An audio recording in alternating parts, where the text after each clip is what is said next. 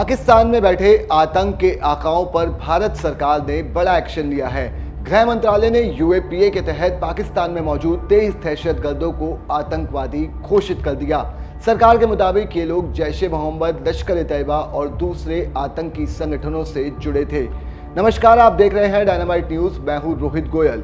जम्मू कश्मीर में आतंकी गतिविधियों के लिए युवाओं की भर्ती करने, घुसपैठ कराने, ट्रेनिंग देने और ड्रोन के जरिए हथियार पहुंचाने और हमलों की साजिश रचने जैसे इन 23 दहशतगर्दों पर गंभीर आरोप हैं। बड़ी बात यह है कि 23 नामों में 3 लोग लश्कर संस्थापक हाफिज सईद के करीबी और सहयोगी बताए जा रहे हैं। गृह मंत्रालय ने नोटिफिकेशन में अब्दुल रऊफ, हाफिज खलीद, वलिद और राणा इफ्तियार का नाम शामिल किया है।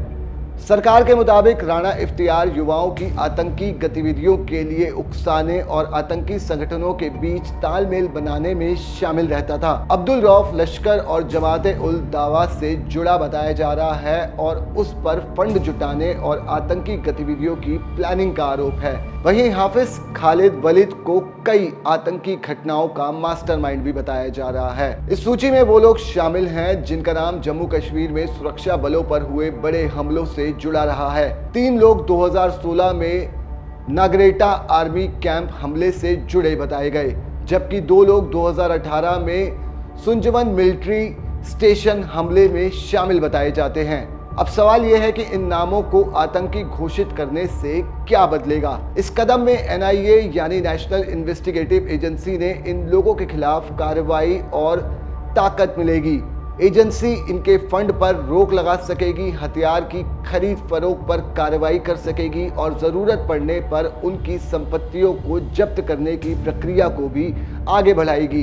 दरअसल 2019 में यूएपीए कानून संशोधन के बाद सरकार को सिर्फ संगठनों को ही नहीं बल्कि व्यक्तिगत लोगों को भी आतंकवादी घोषित करने का अधिकार मिला था और इसी प्रावधान के तहत ये कार्रवाई की गई है। गृह मंत्रालय की नई कार्रवाई के बाद भारत की आतंकवादी सूची में शामिल लोगों की कुल संख्या बढ़कर अब 80 हो गई है।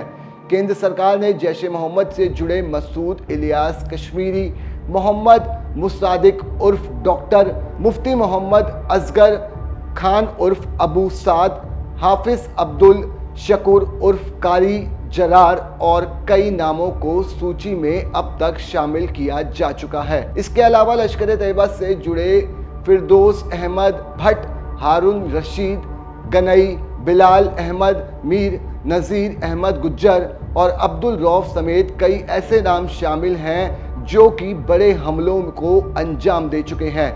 सरकार का ये कदम साफ संकेत देता है कि पाकिस्तान में बैठकर भारत के खिलाफ आतंकी नेटवर्क चलाने वालों पर अब सीधी कार्रवाई की जाएगी। फिलहाल गृह मंत्रालय की इस कार्रवाई को आतंकवाद के खिलाफ भारत की बड़ी रणनीतिक पहल के तौर पर देखा जा रहा है। साथ ही भारत के खिलाफ मंसूबे रखने वाले आतंकवादियों के लिए भी ये एक्ट और ये कार्रवाई बड़ा सबक है।